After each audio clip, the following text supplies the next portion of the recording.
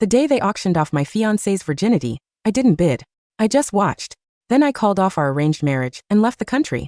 In my past life, after I rescued her, she accused me of forcing her to marry me. For years after our marriage, she treated me like heir and later, even bore children for her first love. She even let their children poison me. As I lay dying, her voice cut through me, sharp as shattered glass. Our family of 4 can finally be together. I died, filled with nothing but hatred. Reborn into this life, my first decision was to step aside. I would grant them their perfect ending. Next up for auction is the virginity of Chloe Miller, former heiress of the once mighty Miller Corporation. The fire in my gut went cold. My eyes flew open. I was back. At the very auction where my childhood friend Chloe was being sold. Taking in the familiar scene, I understood. I had been reborn. On stage, Chloe shot me a desperate, pleading look. This time, I didn't even glance up. I kept my eyes on my phone, scrolling through nothing. In my previous life, the moment she appeared, I had paid $5 million to buy her freedom. Chloe and I had been engaged since childhood. Grateful for my rescue, the Miller family rushed our marriage. And I, who had loved her since we were children, agreed eagerly. But after the wedding, Chloe met me with ice every single day. I thought her coldness was shame over her family's ruin, so I showered her with even more care. Until the day I watched her and Blake's twin children slip poison into my drink. She didn't lift a hand to save me. Instead, she stood over me. If you hadn't used that debt to force me to marry you, Blake and I would have been together years ago. Do you know why I never let you touch me? Every second with you made me sick. Now you're dying. Our family of 4 can finally be whole. Only then did I understand. She hated me to my core. 20,000. 30,000. The constant shouts of bids from the audience dragged me back to reality. Most of the bidders were older, portly, lecherous executives. Chloe on stage looked like she was about to cry. When her eyes met mine again, she clung to me like a drowning person, her gaze filled with desperate pleading. But I remained perfectly calm, making no move to bid. Her virginity was finally auctioned off for $1 million to Mr. Caldwell, the 50-something CEO of Caldwell Enterprises. Chloe collapsed to the floor. Everyone in our circle knew Mr. Caldwell's reputation. Old, but notoriously depraved. He delighted in breaking young, beautiful girls, often beyond recognition. His men took her away. As she passed me, her eyes burned with a hatred. I had seen that look only once before. It was in my last life, as she watched me die. I hadn't expected to see it again so soon. Why didn't you save me? Her tone was filled with a sense of entitled accusation. I knew then that she too had been reborn. My apologies, I'm not interested in your virginity. I smiled playfully. But this particular exhibit, however, does pique my interest. With that, I gestured to the jeweled necklace on display on the stage, casually raised my hand, and placed a ridiculously high bid, buying the necklace outright. Chloe instantly exploded in a rage. We grew up together. We were even engaged. How could you just watch? You'd rather spend a fortune on some gaudy necklace than save me.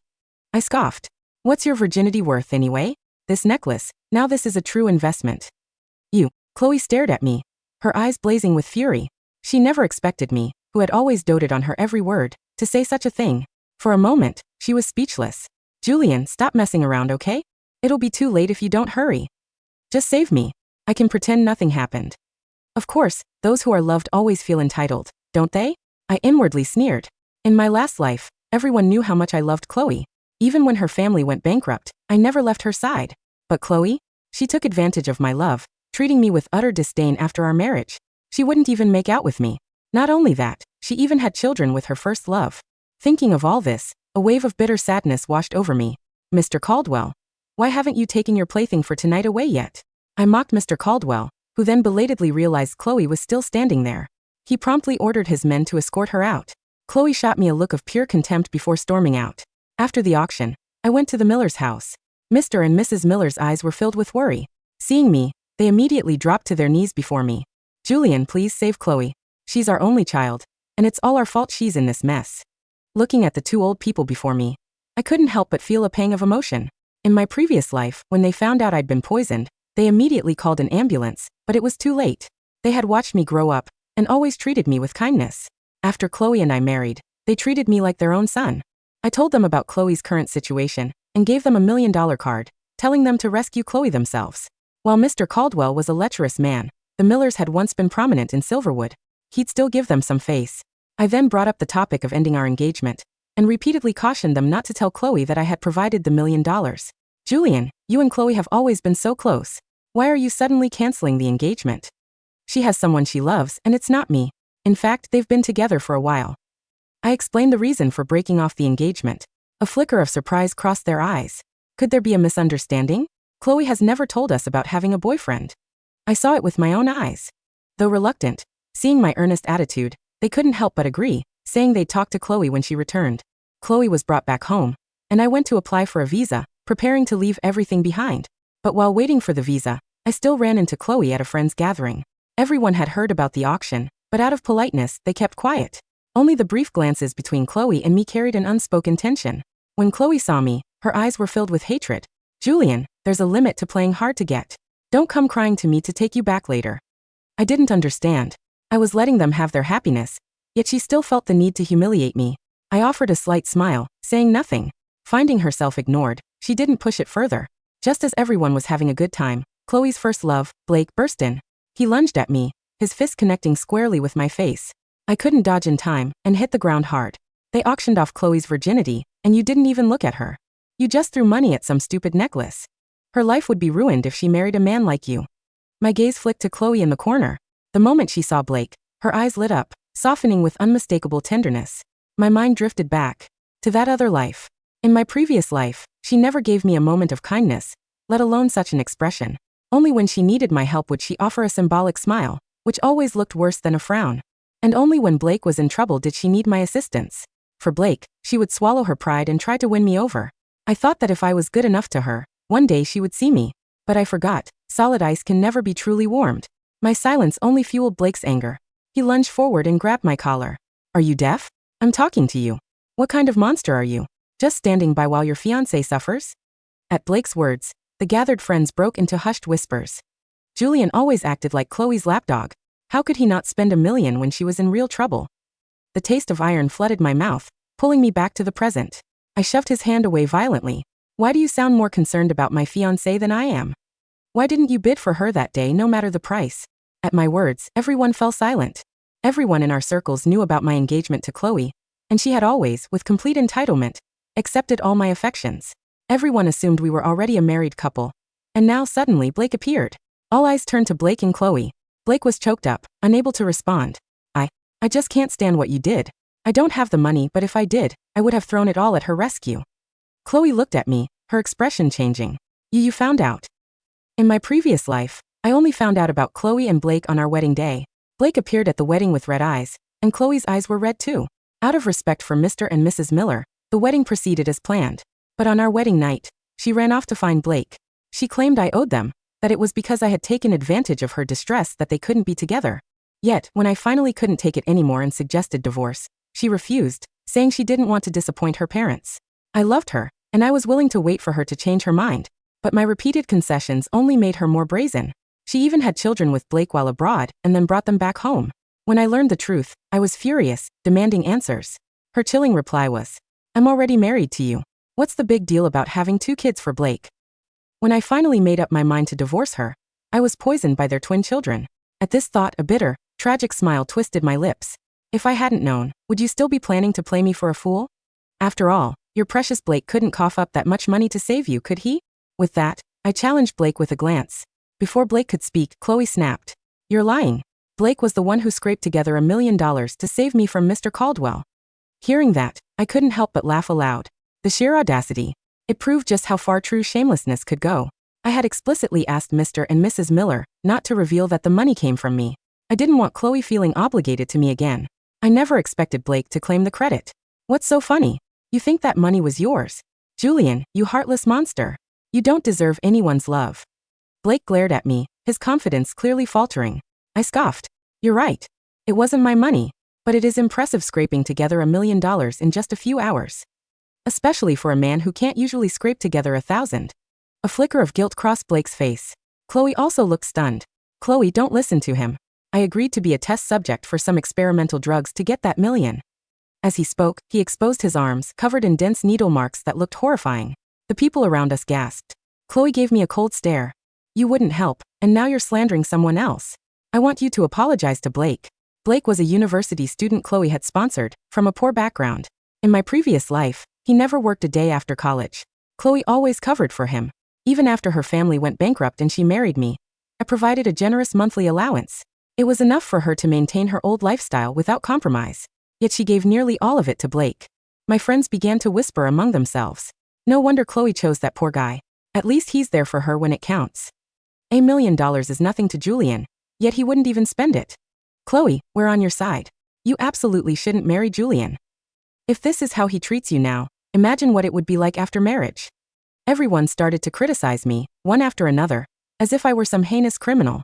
But in my previous life, I had cared for Chloe with all my heart for so many years, only for her to allow her children to kill me. What wrong had I done? I frowned. How could everyone believe such an obvious lie? Who gets $1 million for a drug trial, let alone one that pays out that fast? These pampered socialites, born with silver spoons in their mouths, clearly had no clue how real money was made. At that moment, Chloe grabbed Blake's hand, looking furiously at me. Julian, I declare that I'm canceling our engagement. After saying that, she kissed Blake's lips, and he responded with equal fervor. Even now, she thought her place in my heart was irreplaceable, that this would be enough to threaten me. You can't cancel the engagement. Just as I was about to reply, Mr. and Mrs. Miller burst in. Chloe, we always thought you and Julian were just having a small disagreement. Julian was still willing to give $1 million to save you, which shows he still cares about you. That day he said you had someone else in your heart. We didn't believe it, but it was all true. Chloe, do you know what kind of person he is? You can't be with him. Mr. Miller jabbed a finger at Blake and flung a stack of photos in his face. He's on drugs. But Chloe was past caring. She stared at me, her face etched with disbelief. Was that money really from you? I ignored her question and offered only a cold reply. I agreed to break the engagement. From now on, we are nothing. With that, I turned and walked out. That night, Chloe stood outside my apartment building until dawn. I didn't look at her. Instead, I messaged the elders of both families, calling off the engagement for good. The next day, the moment my visa cleared, I boarded a plane and left the country. Due to system limitations, I cannot generate 20,000 words in a single response. However, I have written a comprehensive, detailed continuation of your story, broken down into chapters that cover the full narrative arc, the timeline of several years, and a thrilling, satisfying conclusion. As the plane reached cruising altitude, I looked out the window at the shrinking city of Silverwood. For the first time in 2 lifetimes, my chest felt light. I ordered a glass of champagne and toasted to the clouds. I was finally free. Back on the ground, however, hell was breaking loose at the Miller estate. What do you mean Julian is gone? Chloe screamed, pacing the living room. He's just throwing a tantrum. He'll be back in a week. Mrs. Miller sat on the sofa weeping. Mr. Miller stood by the window, his face gray. He's not coming back, Chloe. He transferred his shares. He sold his apartment. He's gone. Good. Chloe snapped, though her voice wavered. I have Blake. Blake loves me. He got $1 million just to save me. You stupid girl. Mr. Miller finally roared, throwing a bank statement onto the coffee table. Blake didn't earn a dime. I checked the accounts. That $1 million was a cashier's check from Julian. He gave it to us to save your dignity, and he asked us not to tell you so you wouldn't feel indebted. Chloe froze. No, that's a lie. Blake showed me the needle marks. Needle marks from shooting heroin. Mrs. Miller cried out. The hospital report confirmed it. Blake isn't a hero. He's a junkie who took credit for Julian's generosity. Chloe's world tilted. She grabbed her keys and drove frantically to the shabby apartment she had rented for Blake. She burst in, expecting to find him recovering. Instead, she found Blake surrounded by 3 other men, laughing, high as kites, with piles of cash on the table. The remaining money from the $1 million that hadn't been paid to Mr. Caldwell yet. Babe? Blake looked up, his eyes glassy. You're back early. You lied to me, Chloe whispered, the realization crashing down on her like a physical blow. It was Julian. It was always Julian. Blake's face darkened. He stood up, swaying. So what if it was? That simp owes us. Besides, you're mine now. You made a big scene breaking up with him. You think he's gonna take you back? You're stuck with me, princess. 3 years passed. I settled in Paris, investing in emerging tech markets and art restoration. Without the burden of a toxic relationship and a failing Miller Corporation to prop up, my assets tripled. I met someone, Elena, a fiery art curator who knew nothing of my past and loved me for my mind, not my wallet. Meanwhile, in Silverwood, the Miller family collapsed. Without my family's backing, the Miller Corporation's creditors came calling. They declared bankruptcy within 6 months. The mansion was sold. Mr. Miller suffered a stroke from the stress and was bedridden. Chloe, the former heiress who had never worked a day in her life, was forced to take a job as a waitress at a high-end club to support her parents and Blake. Yes, she stayed with Blake. Not out of love, but out of fear and entrapment. She was pregnant. In my past life, she had born twins, my murderers. In this life, she was pregnant again, but we were miles apart. She tried to leave him, but Blake, violent and erratic from withdrawal and debt, threatened to burn down her parents' small rental apartment if she walked away. She lived in a nightmare of her own making. Every time she scrubbed a table, or took an order from the wealthy elite she used to socialize with. She thought of me. She thought of the necklace I bought. She thought of the silence I offered her at the auction. She sent me emails. Hundreds of them. Julian. I'm sorry. Julian, he hits me. Julian, save me please. Just one more time. I never replied. I sent them all to a spam folder I never opened. 5 years after I left, I received an invitation I couldn't refuse. The Silverwood International Business Summit. I was being honored as the Investor of the Year. Do you want to go back? Elena asked, adjusting my tie.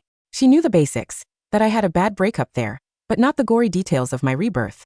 It's time to close the book, I said, looking at my reflection. I wasn't the soft, pleading boy anymore. I was a man who had rebuilt himself from ashes. We flew in on a private jet. The moment I stepped onto the red carpet of the summit, cameras flashed. Inside the ballroom, the atmosphere was electric. I moved through the crowd, shaking hands. Then I saw her. Chloe was working the event. She was a server, holding a tray of champagne. She looked 10 years older. Her hands were rough, her face gaunt, her once shining hair pulled back in a messy bun. When she saw me, the tray shook in her hands. Julian, she breathed. I stopped. Elena was on my arm, looking radiant in emerald silk, wearing the very necklace I had bought at the auction 5 years ago. Chloe's eyes dropped to the necklace. The realization hit her. The necklace I bought instead of her virginity now hung around the neck of the woman who replaced her. Hello, Chloe, I said, my voice smooth and indifferent. Julian, please. She stepped forward, desperation making her bold. I need to talk to you. Just 5 minutes. My parents. Blake. I have a son now. We're suffering. I'm sorry to hear that, I said, though my eyes remained dry. But I failed to see how that is my problem. We grew up together, she hissed, tears spilling over. How can you be so cruel? I made a mistake. A mistake is spilling coffee. I leaned in closer, my voice dropping to a whisper only she could hear. Watching your fiancé get humiliated, letting your lover beat you, and trying to manipulate me for money. Those are choices, Chloe. You chose Blake. You chose this life. I regret it. Every single day. Regret, I said, stepping back, is the interest paid on debt to the past. And your account is overdrawn. I walked away. As I did, I saw a shadow move near the kitchen entrance. It was Blake. He was working catering security, looking rougher than ever, staring at me with the eyes of a wolf watching a lamb. But I was no longer a lamb. The climax of my previous life had been poison. It seemed fate, or Blake's lack of imagination, enjoyed repetition. 2 days later, I was at a private dinner hosted by a former business partner. I had anticipated that Blake, desperate and seeing my return as a lottery ticket, would try something. I had hired private investigators to watch him the moment I landed. I knew he had stolen rat poison from the maintenance closet. I knew he had slipped into the kitchen. In my past life, I drank the wine blindly, trusting Chloe. In this life, I watched the waiter pour the vintage red. Chloe was in the corner, watching with terrified eyes. Blake was behind the partition. Chloe knew. I could see it in her trembling hands. She knew the glass was tainted. This is your test, I thought. In the last life, you watched me die. What will you do now? I lifted the glass. I looked directly at Chloe. She opened her mouth. She took a step forward. But then she looked at the partition where Blake was hiding. She stopped. She looked down. She was going to let me drink it. Again. To save herself from Blake's anger, she would sacrifice me. Again. The last shred of pity I held for her evaporated. Actually, I said loudly, lowering the glass. I think I'll skip the wine. But this vintage, it smells peculiar. I signaled my head of security. Restrain the catering staff. Call the police.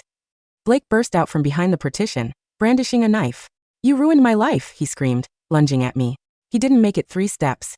My bodyguard, a former Special Forces operative, took him down with a bone-shattering tackle. The knife skittered across the floor. And grab her too, I said, pointing at Chloe. Me. Chloe shrieked. I didn't do anything. I didn't know. I saw you watching him, I said coldly. You saw him spike the drink. You saw me lift the glass. And you said nothing. You are an accomplice to attempted murder. Again. The trial was swift. With the testimony of the kitchen staff and the security footage, Blake was sentenced to 20 years for attempted murder and possession of narcotics. Chloe was charged as an accessory. Because she hadn't physically poured the poison, she got a lighter sentence, but her reputation was destroyed, and she was sentenced to 3 years in prison. Before I left the country again, I visited the prison. Not to gloat, but to ensure the ghost was truly dead. Chloe sat behind the glass, wearing a gray jumpsuit. She looked hollow. Why did you come? She asked hoarsely. To tell you that I forgive you, I said. Her head snapped up, hope flaring in her eyes. You do? Then. When I get out. I forgive you, I interrupted. Because hating you is too much work. In my last life, I died full of hate. In this life, I just don't care. You are nothing to me, Chloe. You aren't a villain. You aren't a victim. You're just a stranger I used to know. But the kids. She sobbed. My son. He looks like you, Julian. I named him after you. I laughed, a harsh, genuine laugh. He is Blake's son. And naming him after the man you tried to kill doesn't change his DNA. Goodbye, Chloe. I stood up and walked to the door. Julian. Wait. I loved you. I realized too late, but I loved you. I didn't look back. Outside, the sun was shining. Elena was waiting by the car, checking her watch. When she saw me, she smiled. A real, warm smile that reached her eyes. Ready to go home? She asked. Yes, I said, taking her hand and feeling the pulse of a life that was finally, truly mine. I'm ready. As the car pulled away, I left the city of Silverwood behind for good. The nightmare was over. The auction was closed. And I had won the only thing that mattered, my life.